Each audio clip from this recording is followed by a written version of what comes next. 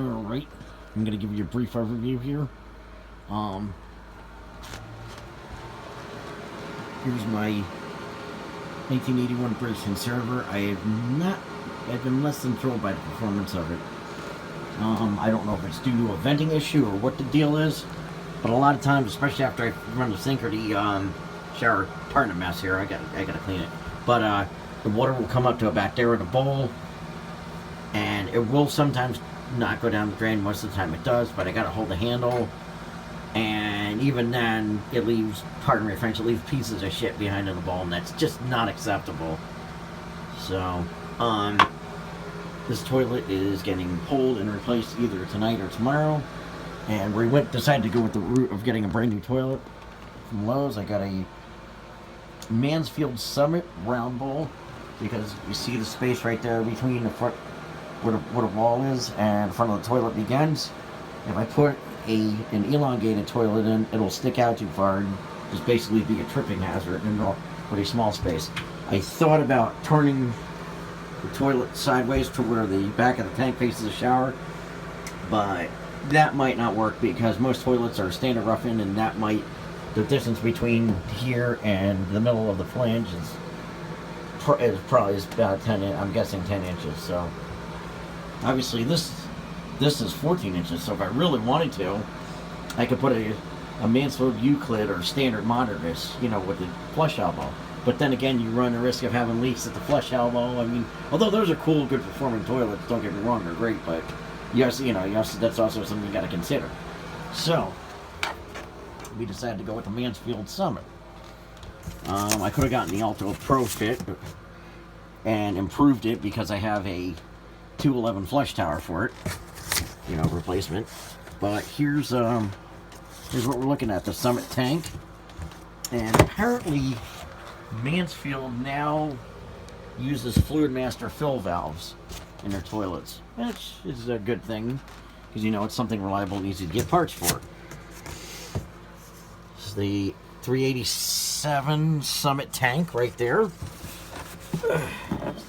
Heavy. And here is the tank itself.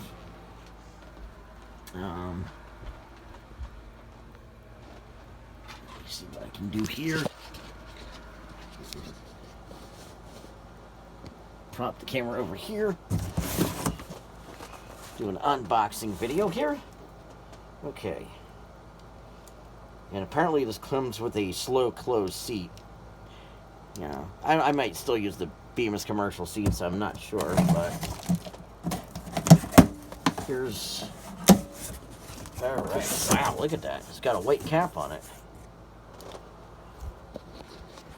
Pretty cool, it's got a white cap on it. Here's the tank innards. It's got a metal flush hand lever. And the toilet looks to be very well made. Looks like it's got a 3-inch flush valve, I think. Yep, there's your tank-to-bowl kit right there. Yeah, take a look at that thing. That is freaking nice.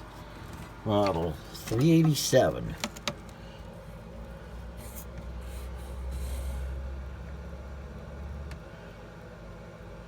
And there's a serial number, and I'm guessing it was made in 2021. Look at that, though. I mean, this toilet really looks well made. I am extremely impressed with it. So, yeah, this is... Wow, I'm like speechless right now. This is looks like a pretty good toilet. Kim, I'm looking forward to installing this. And of course, I'll do a final flush video of my other toilet. So let's pull this out.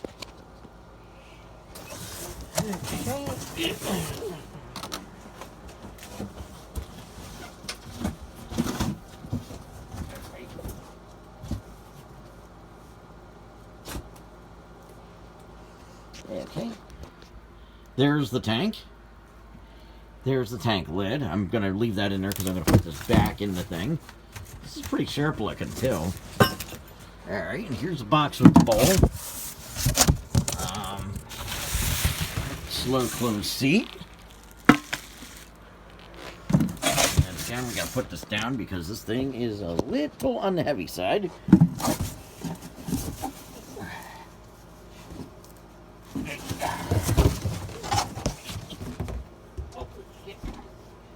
Alright.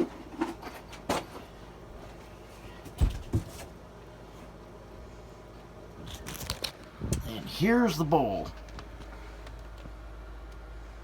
Yeah, it looks like they ran the base off a little more than it used to be. Yeah, pretty good sized trapway.